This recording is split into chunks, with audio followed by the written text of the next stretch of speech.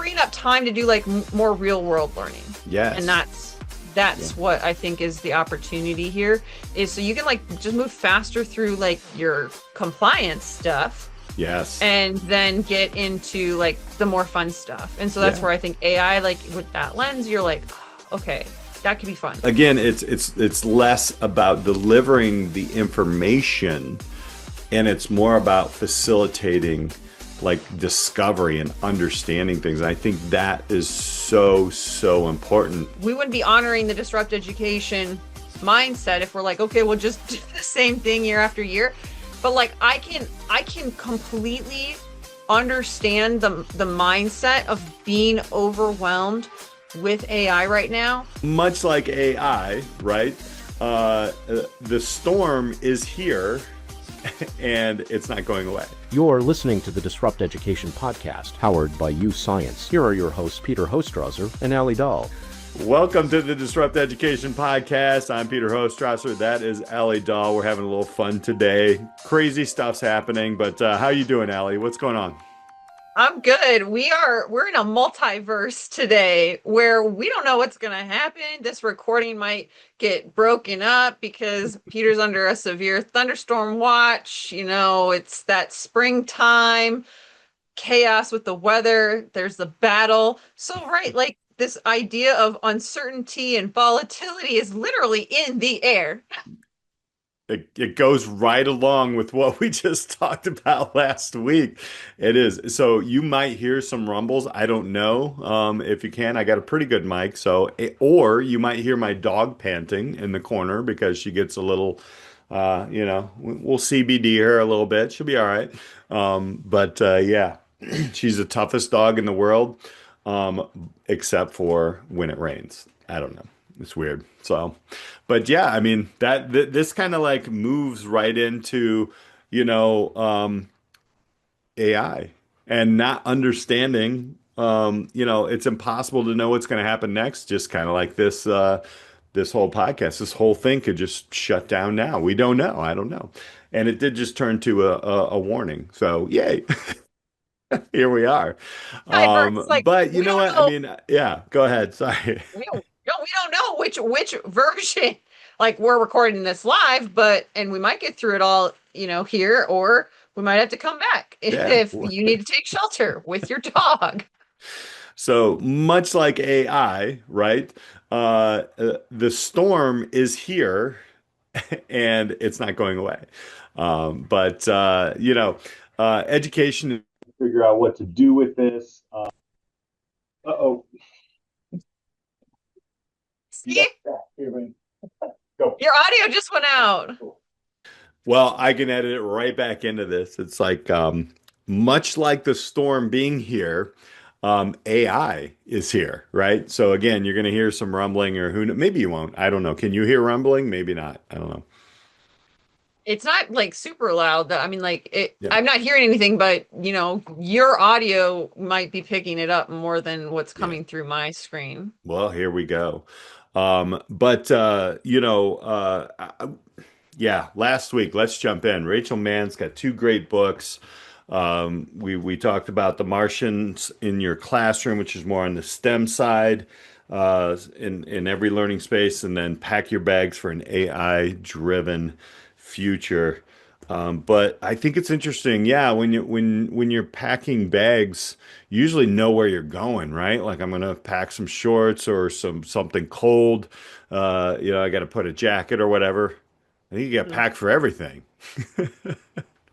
That's actually a really good take on that. Sums up a lot of what Rachael went down, and that's not like the version she kind of brings up specifically in her book. She talks about like moving and when you move, you leave stuff behind that you don't really need. You take stuff with you, and then you end up having to buy new things. So like AI adapting with that. But I like this idea of mixed in with right now, there is this sense of uncertainty and volatility. I mean, like Rachael opened it. She said, like, it's the defining feature for 2026 in education and in her career. And certainly like in mine, probably yours too. I have never heard those words used for like the future of work, the future of education because of a software tool. Maybe that was a defining feature of like 1999 into 2000 when everyone thought like the Y2 bug was going to like shut down all of the technology. But I think that was like just a defining moment we were had a fear and uncertainty around, not like potentially, 6 months, a year. Like there's no timeline on AI right now. But this idea of packing for anything is making me think of like young people either in a gap year or a summer in between um programs and whatnot going to like Europe or like backpacking across, Southeast Asia or something, and like you have stuff for everything, or you try to get, any kind of weather or trek that you're going to do from the mountains to the beach. But I don't know about packing. What would you put in your like, your pack for education if you like don't, or your job, your future, if you don't know where you're going? That's the part it's a little scary. Yeah. Um, and then like, and I'm not saying like I embrace fear, right? I skydive all the time, Yeah. but You jump it's out of just planes. like it's just a defining feature right now. And so that just affects everybody, Yeah. right? So we need to be, I think, mindful of it, right? Mhm. Like disrupting education feels different this year than any other year. And I think me and you have been trying to kind of like circle around, well, why? Or, Yeah. why does, and I really do think a lot of what Rachel shared last week helped me understand why it feels different. Right. You really got me thinking when you said, what would you pack in your educational future like pack? And I think that's really interesting because it's like we were driving um, I don't know, a Formula One car, but now we have to off-road, and we've got to change and retool a lot. And I think it's a lot more than we think. And I think that's why preparing for multiple futures is a better model right now as well. I think it always has been. I just think that we just got in this narrow vision. Hmm. And again, as a CTE educator practitioner, I think that is why it's so important to pack in things that would you be adaptable, right? Like you think about the old, maybe you have these. I used to have the shorts where you could zip on the bottom of the pants, and you have I think of the Explorer, right? All the gear that is like Helly Hansen or North Face or those types of gears that are for extreme, but you can adapt them real quick, layer and all these different things. And it's not really about where you're going or exactly what is going to hit you. It's just that you're ready for everything. And that's why I keep going back into, the compliance model is absolutely being blown up as we see it. Like it is literally like we are all part of it. And I think if we brought it up last week, but like if you hold on to your sacred cow, it's dead. Like you gotta barbecue that thing. And I keep going back to Jason's. I love that. I love that term. But you have to really start to understand. Look, compliance means you. I mean that has a specific beginning and a specific end. And with what's happening right now, we don't know where we're going. So the only thing to do is to prepare for anything, right? I mean, Hmm. it is interesting. Again, it's agility in my mind. Totally. I mean, and then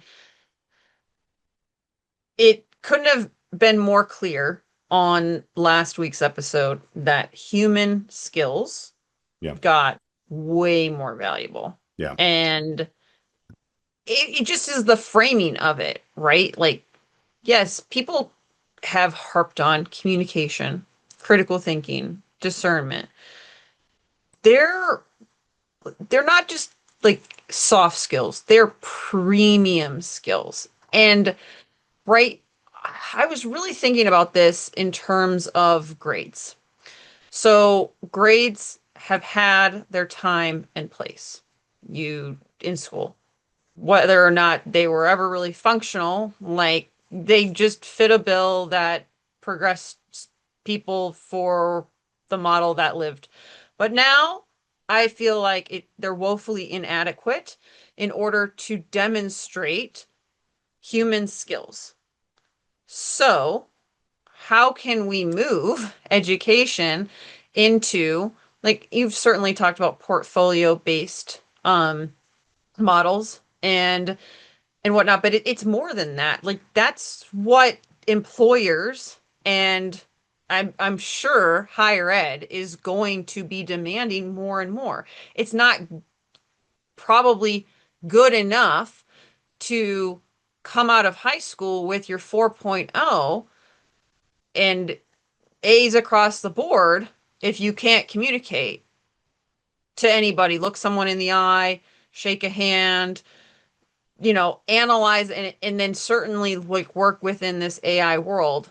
The upskilling of humanity, humanness, as opposed to AI, just got a lot more valuable Mhm. and will continue to do so. So that was really a huge takeaway for me from Rachel's episode last week. Yeah, I mean it is funny, and I know I don't remember if I mentioned this as on the podcast or after our conversation. I always go back to that Uncle Buck moment, and it's one of my favorite movies with John Candy.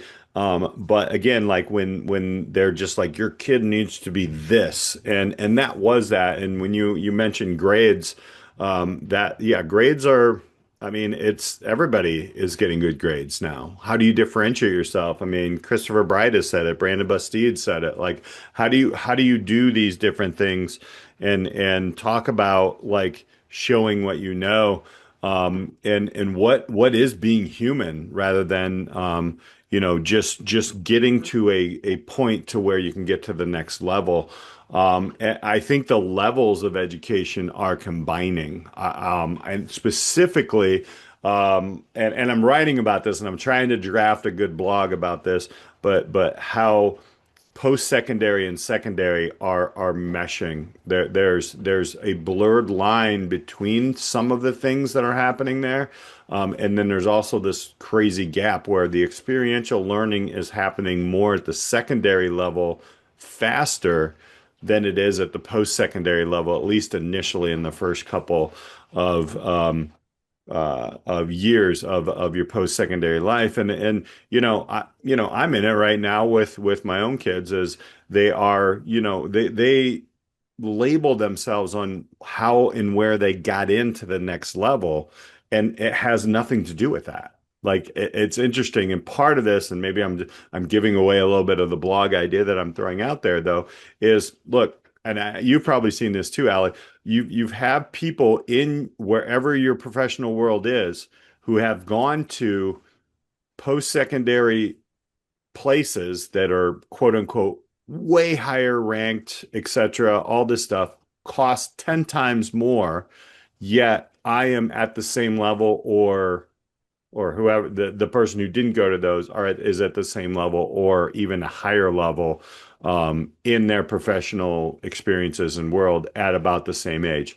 So I mean, you know what I'm saying? That to me is something where I would always ask educators, and I know there's great post-secondary or secondary education schools and different things out there. But this kind of goes back to Jeremy Smith a little bit. Why wouldn't you go into a community college if you have to get a degree to be an educator, right?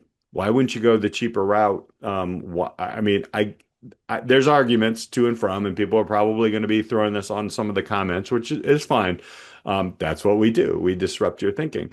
But I think that's something that just baffles me. I remember some of my colleagues wanted to go to a really, really expensive, nice school to get their master's in education. And I'm like, why?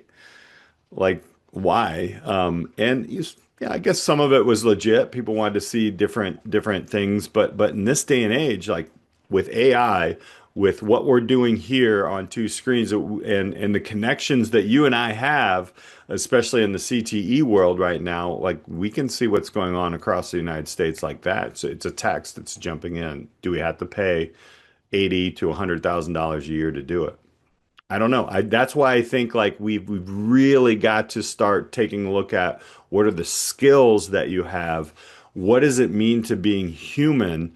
Because AI can fill in the rest of the gaps. So, AI can certainly do a lot. And in Rachel's book, I will say she, this is a, when you think about AI, like it's going so fast. This book still seems very relevant, even though the from when it's released to now is like yeah. over a year. But it's like she made this in a way that you can get a lot. And if you're like an educator, and this was interesting to hear, that she does AI training, and oftentimes she feels she has to slow down. And I was thinking about that, like I was in the classroom, how would I feel with the pace at which AI is moving if I'm paying attention to it? I would certainly feel overwhelmed. So I appreciated Rachel's perspective in her book of how to get started and do it. And also the way she said she wants to share all the tools, but has found from doing too much too fast that then people don't implement anything. And I do think of analysis paralysis. And in some ways, I think that's where education is sitting in this uncertain and volatile, it feels like a big transition state. And so if I'm sitting in the classroom, why would I be incentivized to make a bunch of changes and learn all this stuff if it's just going to change in 6 months, like not even a school year? So I can fully understand hesitation and waiting it out a bit for the dust to settle. Like I don't fault anyone right now for being like, this is the year that I'm gonna do a lot of changes because I'm feeling overwhelmed. Now, that being said, we wouldn't be honoring the disrupt education mindset if we're like, okay, we'll just do the same thing year after year. But like I can completely understand the mindset of being overwhelmed with AI right now, just because it feels like that Y2K moment of like, is everything going to just reset when it hits the year 2000? And it could kind of feel like, is everything going to reset at the end of this school year? So it's like that, that can, and on top of like all your other duties, right? So like, I do want to honor that, like, I hear both sides of, and I asked the question, right? It was like, what, what happens if we go too slow? What happens if we don't like do anything, like if education just sits still? Like it's bad both ways. But she did bring up a really good point of like, doing AI just to do AI comes with other risks. And for our students, so we owe the due diligence as educators protecting students, especially in the K through 12 space, of like, we need to prepare them for it because we can't undo it, it's here. But we do need to be discerning, and that's why the premium of skills for discernment and critical thinking is so high right now. And so that's where I feel like her lens is really, really powerful. And the book helps if you're feeling overwhelmed with AI. I think it's a really good entry point, for those feeling the weight at any level in education. Like, we hear you. Yeah. It's a lot, even if I'm not on, like when I sub, like, different teachers do have different levels of what they're expecting students to do, and some are very much still paper based. But I'm just saying, like, there are others that, are definitely trying to push the envelope, and kudos to them because that's just where they're at. But I don't, there's whatever point you're at, like I can relate to it because Hmm. it does feel like a big transition right now, and Right. sometimes it is better to watch and wait in certain scenarios. Right. We just want to give a shout out to our sponsor, U Science Bright Path. What we've learned about U Science Science Bright Path, is that this tool is the best tool in order to help a kid or a young person or you, right? It really doesn't matter like your age, but you want to know what you're apt at and combine that with what you're interested in to pick a next step. I haven't seen a better option on the market, and that's why we love them. That's why they're one of our awesome sponsors. My kids use it. So if you're going to ask me about an ed tech company and do you believe in it? I mean, I've used it with my two children, right? I have conversations with my own kids and talking about, okay, this is what you're good at. This is what you're interested in. Let's take a look at this. Let's take a look at all the options here and let's vet through them. And by the way, those options constantly update. I mean, how can you get more real time than that? Right. I'm just waiting for them to add skydiving instructor into the mix. Like, I don't know how you test for aptitudes on that. If they need help, I can help them. You start with the individual in education. That's what we've been talking about in CTE all the time. Who are they? Who is the individual in front of you? And even in the internship programs that I've worked with, it really starts with the student. It doesn't say, you're good at math, you should go this way. That's the old traditional kind of way that we thought worked, but we also know that there's data out there that that doesn't really work, right? So once a student knows who they are and kind of how they're wired to succeed, honestly, then you start to build from that. And that's the foundation. And what I like about UScience Brightpath is really it doesn't stop there. It can create a plan, individualized plan. And for us in CTE, that really helps me as an educator and even a father understand how can I really take a look at different industries and different connections that I have or that are in our community or anywhere for that matter. I mean, we have, these social networks that are business oriented. How can we help a student or again, my own kids understand and connect directly with these people? And I mean, it's all here. It's right in the platform. If you're like interested in this, you want to learn more, we've got the link in the show notes. It's going to pop up on the screen. Check it out, learn more. They have demos. You can learn more about it, and we just love it. There's been so many initiatives in the cycle of of education, and people are like, we did this 20 years ago, and they just renamed it and all this different things, and I feel that really like that difficulty with an educator who has seen these things, and I will say that this is way different. That's, I think, the toughest thing about that. So you're right. And Rachel brought that up about, how fast, how slow do we go? What do we do here? We haven't even talked about the ethical guidelines and those challenges that were coming up. And I can't, again, we have these great conversations afterwards, and I don't know if they were on the podcast or not. I can't remember. I'll have to go back and listen.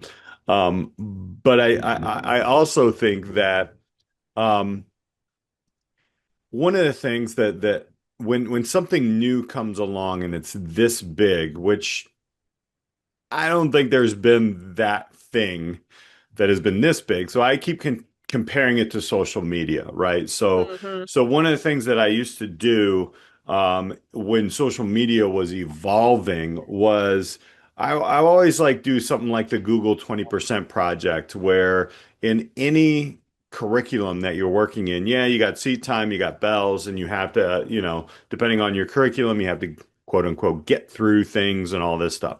But I also always had time, and I don't know whatever that fits like in your schedule of the year, you have time to work with students in an open kind of forum project or something that has to do with, um, like in this case, AI, right?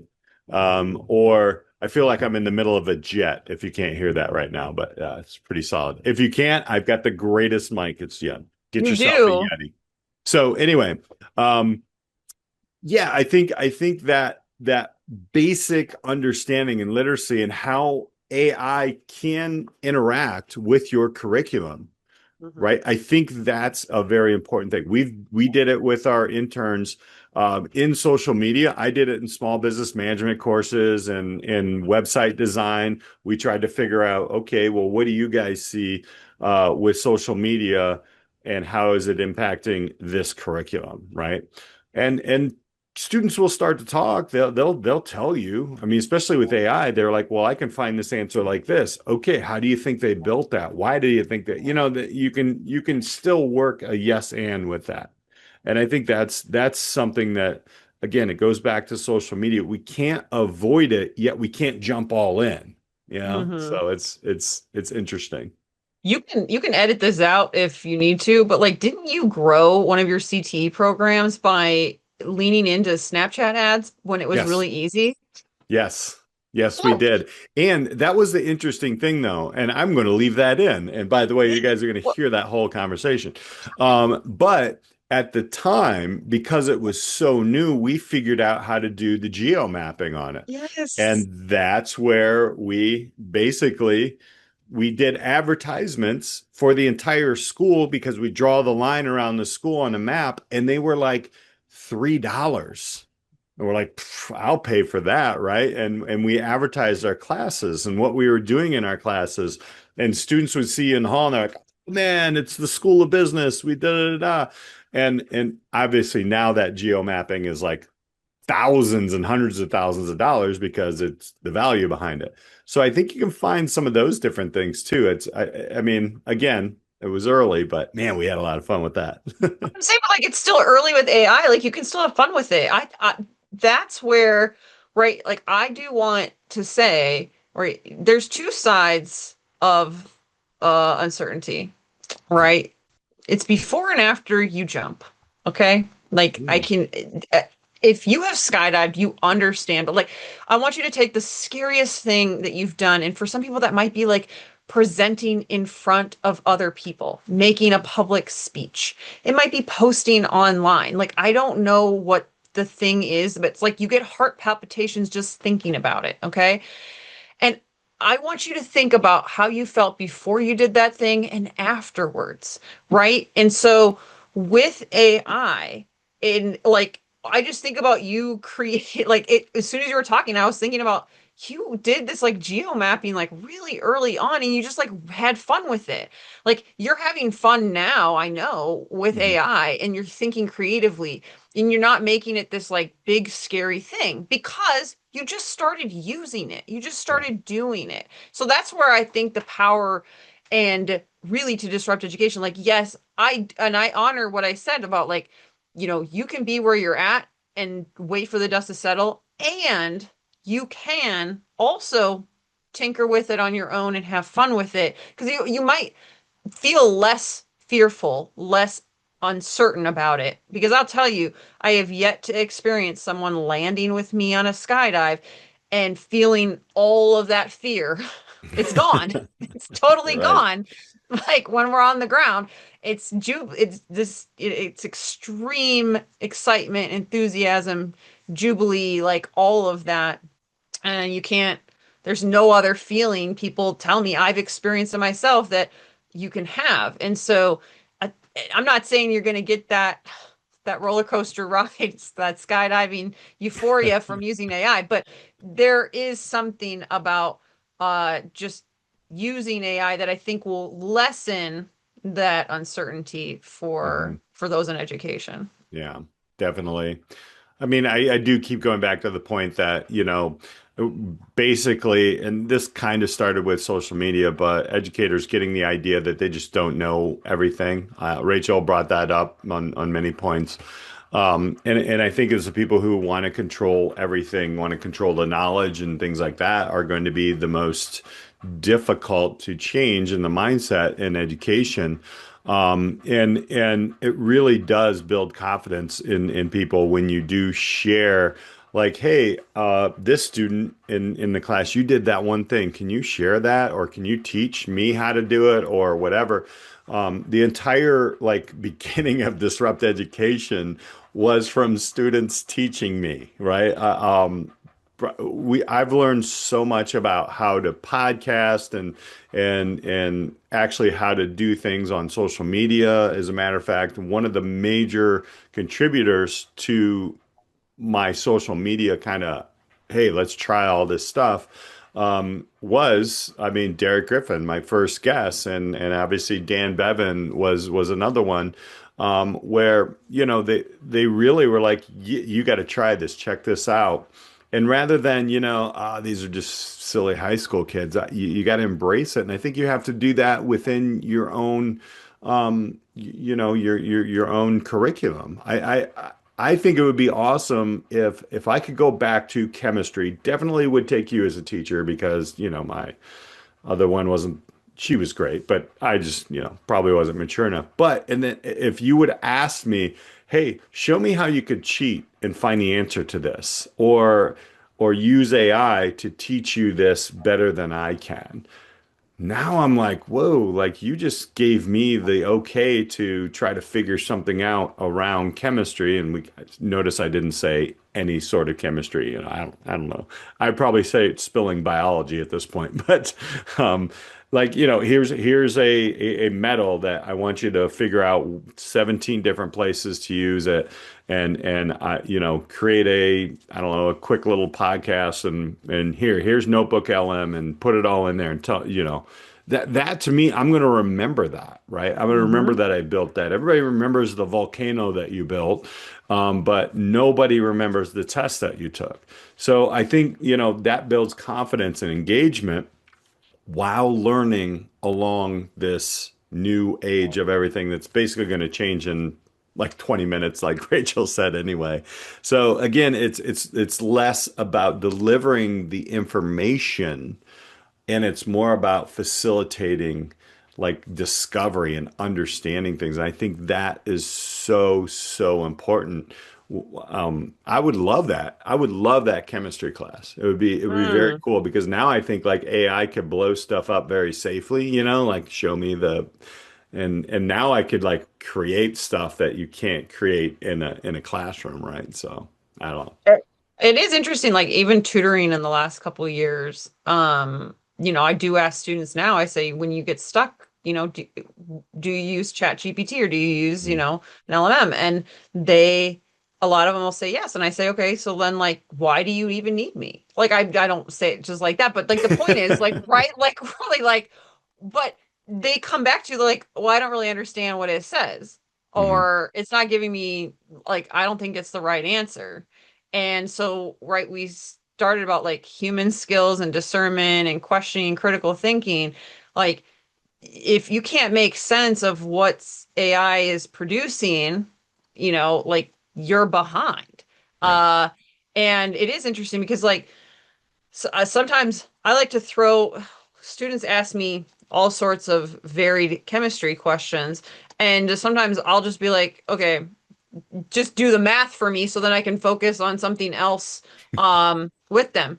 But I can evaluate the math and like really, really quickly. And what I find is that students can't. And it does make Hmm. mistakes. So that's like where it's like, and I know that like as AI gets better, the mistakes will be less. And the prompt, like when you prompt it, it'll get easier. But there's still a huge premium in like being able to evaluate and critically evaluate information, Hmm. especially now. Yeah. I mean, like, uh, this is a little bit of a tangent, but it's very much related, like cybersecurity and scammers, like with AI, Hmm. is a huge thing. If you don't follow anybody, Mel Robbins had a really cool expert on her podcast not that long ago, and I don't remember her name. That's bad, but like because she's like I didn't know about her until I listened to this podcast. But it's interesting because like it all is all about like if you have that gut sense that something isn't right, it probably isn't right, but it lends itself into our everyday world with like knowing if you're talking to someone what who's real Hmm. versus a AI chatbot. I will say, Rachel, I hope you listen to this episode and then laugh at this. But when you were like talking about like deep fakes and everything, I was like, what if Rachel is recording this episode and she's using like an avatar? Because like if anybody of our guests could do it, she could do it. And she could have just been like cooking dinner while her avatar was doing the podcast. Now I believe we had actual Rachel Mann on our podcast, but how would we know, Peter? You bring up a good point because wasn't part of her presentation at the ACT Vision conference a mock-up of herself? Yes, and it was like, could you tell if that was actually me? Wow. Now I'm thinking this is like Right. Inception. Like The multiverse, like, I don't, yeah. because she had her background blurred, and I was like, the way she was talking about it, You I got, just was like, was this that is you, not a Rachel? You got to let us conspiracy. know. I know. She could though. Like it would be, I mean, if she's doing it, she's doing it really well. And then like she wouldn't want to give up that secret. I'm Right. not trying to Right. blow anything up. It's just a Or is funny this really thought. us? Yeah, Now we're just freaking people out. I know. That, Okay. that's no, I that's true. Don't think I didn't think about that because I was like, wait a minute, hold on. Um, again though, I think, as we're seeing like CTE and this evolving from it, this is the moment. I mean, it really isn't. It's enhancing the value of CTE. It's really taking on that human aspect and you applying it to the professional world. Um, I just think obviously hands-on stuff is very interesting and I think we had a meeting or something and then I had a problem with one of our furnaces, right? So what was that a couple weeks ago, I think, right? Yes. And so, first thing I did is reach out on social media because I got a lot of my friends on there and they're like, "Oh, help me out. Who's somebody who is awesome and blah, blah, blah, all that, right?" And then you get 5,000 people, giving you stuff. And then people will message you and you're like, "I probably shouldn't have done that." But I did get a gentleman who's good and he's been doing it for like 35, 40 years. As a matter of fact, he lives like right down the street from me and he picked up and he was like, "Yeah, I'll be right over." All right. Look, it's going to cost me money. I know that. That's time. That's time that, I'm a do it yourself guy, right? But I'm like, yeah, I'm not touching anything with gas going into it or because I'm not certified and all that stuff. Um, but one of the things though, Allie, that he said was, you know, I could retire. I just would be bored. And I was like, well, what's the hardest part of your business? And he's like, I love the hands-on. He fixed it within like, half an hour, diagnosed it, da da da. I had to run and get a part, got back, whatever. Um, but he was like, it's the paperwork and all the other things. Guess what's going to help that? AI, right? And it already is. And so, like, I go back to a combination, and I always like to give Christy Valesky a huge shout out in what she does with work-based learning. And then you apply what Rachel's saying with AI. If you remember, one of the things that Christy was saying in her book was we need to teach the business side of the trades. And then you combine the AI piece, you got it. So, I mean, Rachel and Christy, you guys got to work together to make that happen.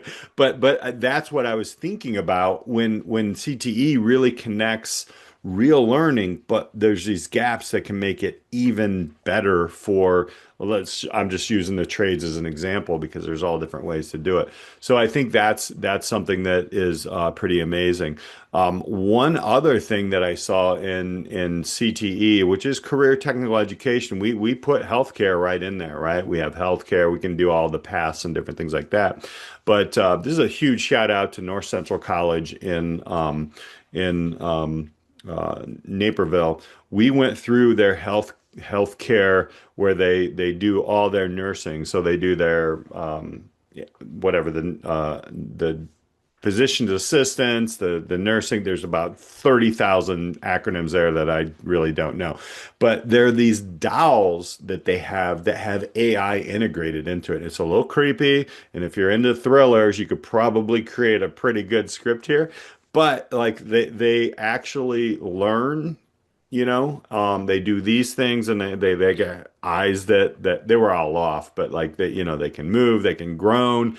They actually have now where somebody has donated their body and they have brought in and I mean, this is terrible. I'm not a physician or anything like that, but they slice the body up very, very thinly, and then it becomes an AI model, and the students actually can work in and reset and if this person had passed away from a certain disease or something, that's what that AI model is, and it's absolutely real. And they don't have to pay hundreds and hundreds of thousands of dollars for cadavers, right? I know this is morbid, but this really is the way that healthcare works.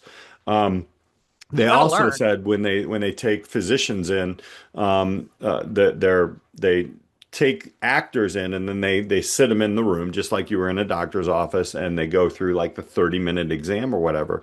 They have the cameras, they have all this stuff, and the physicians and the professors have to actually grade that after they watch it. And they're implementing, it's cutting down the grading time from 3 to 3.5 hours per one visit. So if you can imagine, you have a classroom, 30 students or whatever in that program, and you're on that, to about 15 minutes to a half an hour. Mhm. So these are all the different ways that I think, like in CTE, we're learning actually that human side is so important, yet we're filling these gaps. So I just think it's not an add-on. It's a yes and I know Jason Van Ness always says that as well. But this human-centered and applied learning is exactly what's going to make meaningful learning happen, while some of the other stuff can just be automated or ease of action. So, Right. I yeah. mean, I would say from Rachel's episode, some takeaways would be maybe like start using AI in some capacity, Hmm. reduce the fear by using it. Um, she had a really good point of like stop trying to be like the expert all the time. You can kind of like play dumb, use AI to, get your students motivated. I'm thinking like Mark Essex Captivate. Yeah. AI would allow you to do that so easily now. Even from that episode really will age well. I think he Hmm. opened 2023 for us. If Yeah. right, like Hmm. for sure 2023 or 2024, like a couple years ago. And so, right, he will like that still is needed, but you could have AI help you with Hmm. that component.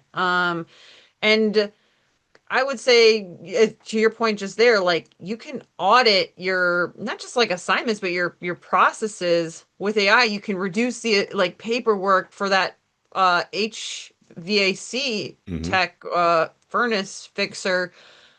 It's like you can put a lot of the paperwork and have it done. Rachel mentioned like the AI drafting a whole like conference booking travel lodging stuff. Like Yeah. I was like, wow, that's amazing. That's probably for hundreds of people. Hmm. um so it allows you to use your brain power on like the more critical components than like paper shuffling is what Hmm. I always think. Like I Hmm. remember when I was able to even just digitize assignments and not having to physically take and pass back papers to students, how much time that alone saved, Hmm. right? Like Hmm. it was just getting, they all had to have devices because otherwise it until they all had devices, it was it's not unethical, it's the like unfair, whatever word I'm trying to look for right here. Like it was unequitable. There we go. Like, Inequitable. Yeah. right?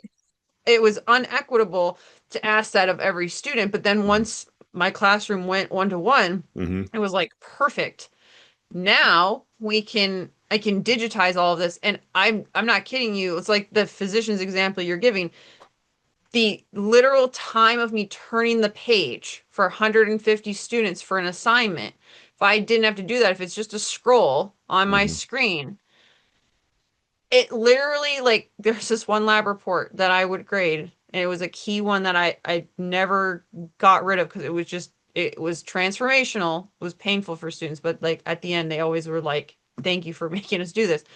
But it's typically like it ended up being like 5 to 10 pages for a student, and I flipping the pages for 150 students and grading and reading all of that, I think I saved myself like 6 hours of just Hmm. paper flipping and like picking it up, putting it down, finding the page, like all this stuff. But when it was digitized and it's just on a screen, I remember thinking about this. I was like, so Yeah. imagine like AI giving me like a summary Right. scan. Right. Incredible. So Yeah. yeah, just like it's so that you can you're just like freeing up time to do like more real world learning. And Yes. Yeah. that's what I think is the opportunity here, is so you can like just move faster through like your compliance stuff Yes. and then get into like the more fun stuff. And so that's Yeah. where I think AI, like with that lens, you're like, oh, okay, that could be fun. Yeah, you bring up a very good point there about the time that you save. What do you do with it?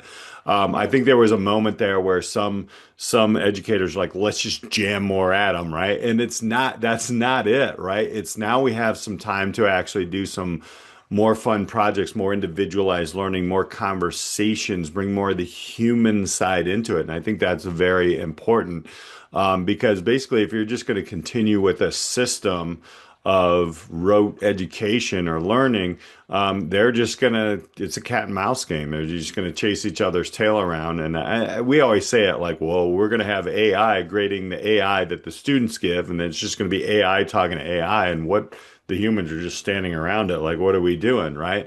So to your point, that's where you really want to have these conversations, get to know your students, get to know like different things. Maybe it frees up a couple of days to where you can go outside the classroom, right? And these things. So I think that's the way we need to look rather than just constantly getting through some different things that really, really thinking about. And that's really I really like the way that Rachel just kind of put this out there. She said it about the AI Pack Your Bags book. Um, I'm gonna have to redo it in like 6 months to a year, right? And that kind of honesty is awesome. I think that's what we need to be as educators. We need to be really honest about, all right, from here on out, we're not going to continue to come back to things. It's just we're gonna continue to learn. And that's where the design thinking comes in. That's where the learning with everybody comes in. Depending on where you are at what level of education, I think you're going to be on similar levels, a lot more similar levels than with your students. It's going to be a learning community, an ecosystem, rather than a top-down approach. And I just know, like, I remember, a lot of people said it, and Rachel said as well. It's messy, so enjoy the mess. Like, be okay. It's about to get crazier, man. Like, technically I could just like make videos of myself up in front of the kids, and it's not even me, but I could just put it out there. It's like the old math teacher that I knew who let me know, like, back in the day, his last year he took VHS tapes of every single lesson and just popped it in the VCR and sat there, right? I don't want it to come back, right? We've got to get messy. We've got to get our hands dirty and try to figure out, okay, what's next for building better communities, better people, rather than just better products and services and things like that. And I think, you know, it's we've got to get away from the old structure. We've got to get away from the seat time. We've got to get away from these things. And yeah, we talked a little bit about schools that are doing this. However, I don't want to forget the ethical component of this, right? If you're not paying attention and AI is shooting a light bulb on your helmet that you have to wear in class. I mean, she mentioned that. I can't remember if she mentioned that after or before the podcast. I think it was our conversation afterwards. But yeah, that brings up very, very interesting conversations around ethics of it. So it's going to be messy. It's gonna be messy. I I think this multiverse episode went like more through instead of around. We didn't have to like, at least, and not yet, your power hasn't like gone out. The storm is over right now. So we got through Wow. it. We went right through it. I don't know that that's how it's going to be with AI, but if you're feeling like it's a little stormy out, storms do pass. Yeah. They Yeah. do pass. And there's usually a beautiful rainbow on the other side. Not to be all like silver linings, but it's true. There's no sun right now, but it's somewhere, right? Yeah, that's very interesting. It's kind of funny the way this whole episode just evolved. There was a storm. It was actually coming. It actually went through. And who knows? I'll catch it in editing. My dog is still panting very loudly. There I can was hear hail. I can hear the dog just a couple times. Okay, I'm because sure that's that'll kind of come creepy through. then. So people, that's not me panting. I'm sorry. You're gonna be like, Pete, get You your were talking. It was clearly the dog. okay, that's good. That's good. Because people will be like, you gotta check, man, your olfactory nerve. Something's off, bro. That's funny. That's awesome. So we've had chickens. Now we have dog panting. Who knows what we're going to have on this bad boy? So, but I do want to remind you, if you have not heard that full conversation with Rachael Mann yet, go back and listen. It's a great conversation. She is such a curious person. I did not know about like her path to where she is now, and she revealed that on that. It's very, very cool. So go back. And, at the end, I think the future is not waiting for education to feel ready. I think that's the biggest point that we want to make. And we're going to continue to disrupt education and have these crazy conversations, more storytelling, and more things that are happening in the learning communities and ecosystems. So thank you all for listening. And if you have anything that you want to know or something that you want to share, go to disrupteducationpodcast.com and throw that in there. We've got a couple places where you can do some interacting and read about us, and I don't know, maybe merch. Who knows? You never know. So check that out there at disrupteducationpodcast.com. But for Alli Dahl, I'm Peter Hostrawser. We will catch you next week on the podcast. Have a good one. Thanks for tuning in to the Disrupt Education podcast. If this episode sparked an idea, challenged your thinking, or helped you see education differently, well, that's exactly why we're here. We're highlighting real stories and bold ideas shaping the future of learning. A quick thank you to our sponsor, UScience BrightPath, the next generation platform helping students make personalized decisions as they move from education to career. If you're serious about connecting students to real opportunity, head to uscience.com/disrupteducation-podcast. Request a demo and let them know you heard about UScience right here on the Disrupt Education podcast. For more episodes and clips and ways to connect, you can always visit disrupteducationpodcast.com. I'm Peter Hostrawser. Keep disrupting. We'll see you next time on the podcast.